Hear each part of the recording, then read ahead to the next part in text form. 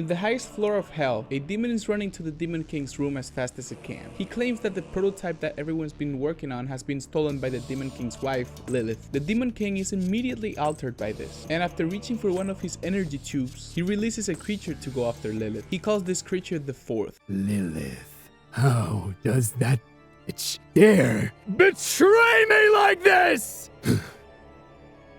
Never thought I'd have to use one of them.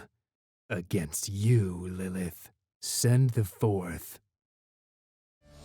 Meanwhile, Lilith is in a ship, trying to cross the surface of hell, while being chased by other ships that are being driven by demons. And as she says that she'll protect the prototype whose name is XELU, her ship explodes. In the middle of the explosion, we see a little sparkle. It seems like the prototype has been expelled from the ship and hit the surface. The demons see this and decide to retreat.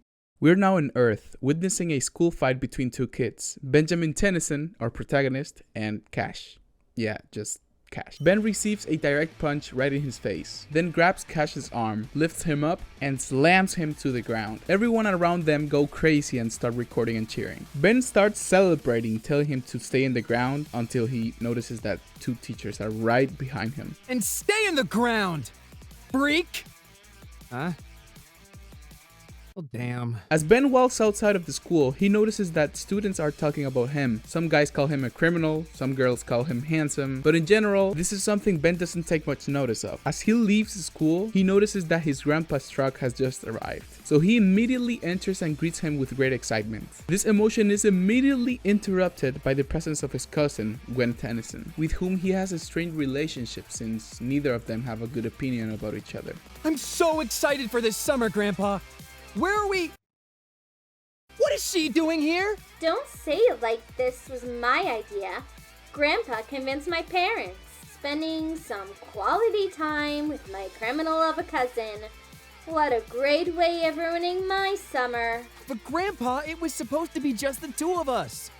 No girls! After discussing of whether or not they should be together in this trip, their grandpa, Max Tennyson, calms both of them down and they agree to try to get along with each other, at least for now. A couple of hours pass by and both Ben and Gwen are now using their respective electronic devices. So Grandpa Max, in an attempt to get them out of their trance, suggests telling some horror stories. But instead of collaborating, they just start insulting each other. Gwen calling Ben a delinquent since he was fighting a lot at school, and Ben calling Gwen a freak because she was doing homework in the middle of summer. After this argument, Ben decides to go for a walk. Now Ben's alone, looking at his phone in the middle of the forest, when suddenly he hears an explosion in the distance. With his curiosity at its peak, he runs towards the explosion. As soon as he reaches the place, he notices that everything is engulfed in flames. Flames that almost burn his foot. After getting up, he notices that there's a small capsule there. And as he gets closer, the capsule opens itself and releases a red aura. When the aura dissipates, he sees a demonic hand holding what it seems to be a small black creature. Ben is confused and asks himself if the creature is alive or not. But when he least expects it, this creature jumps towards his right arm. Ben doesn't understand what's going on. But in the blink of an eye, the creature bites Ben's arm violently, making him scream in pain. Ben falls to the ground and begins to roll over, but the creature doesn't stop. It continues to consume the flesh of his arm, leaving a trail of blood. Ben doesn't know what to do, so without many options, he just decides to hit it in what it seems to be the creature's eye, which causes a huge explosion. Ben's silhouette is surrounded by smoke.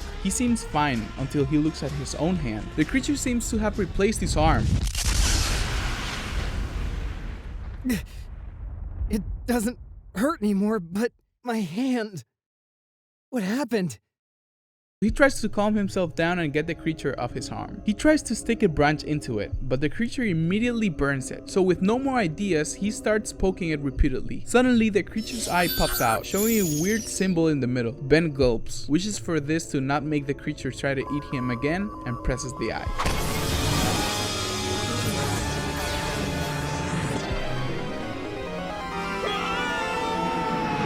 A big explosion surrounds the whole forest. Ben's eyes swap from red to green, and suddenly he regains his consciousness. He moves around, trying to get all the fire off of him, until he realizes that it doesn't hurt. He is the fire. He lifts his arm, confused by the appearance of this new body of his, and fires a gigantic fireball by accident, which causes some crows in the area to fly away. The sound of these crows turn a switch in his mind that make his eyes go from green to red again. This red-eyed creature now yells at the crows and once again fires a blast. chest, instantly disintegrating them. Ben's eyes switch from red to green once again. The sound of you inferior creatures is making me sick.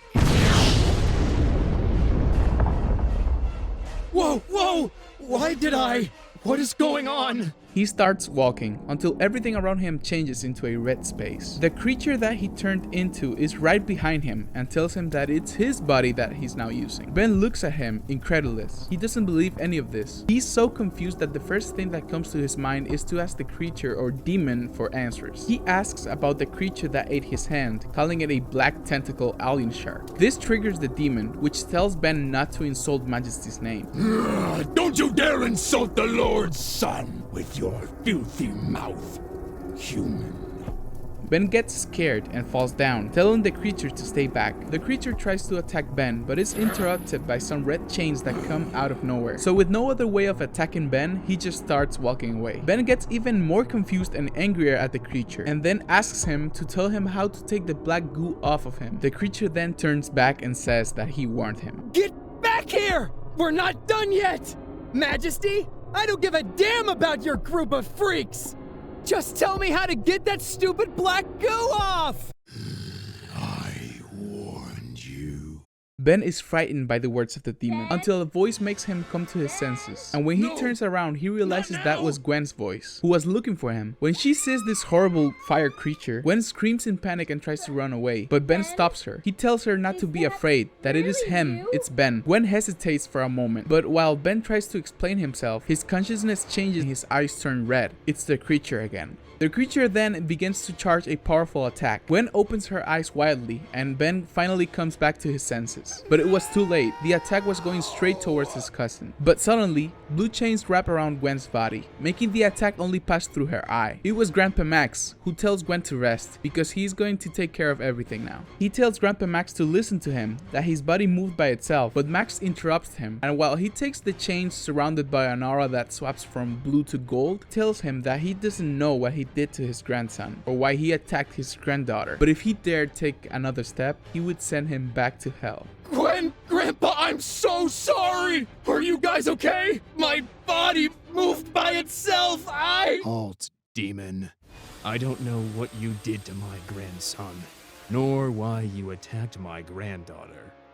But if you dare take another step closer, I'll make you wish you were back in hell.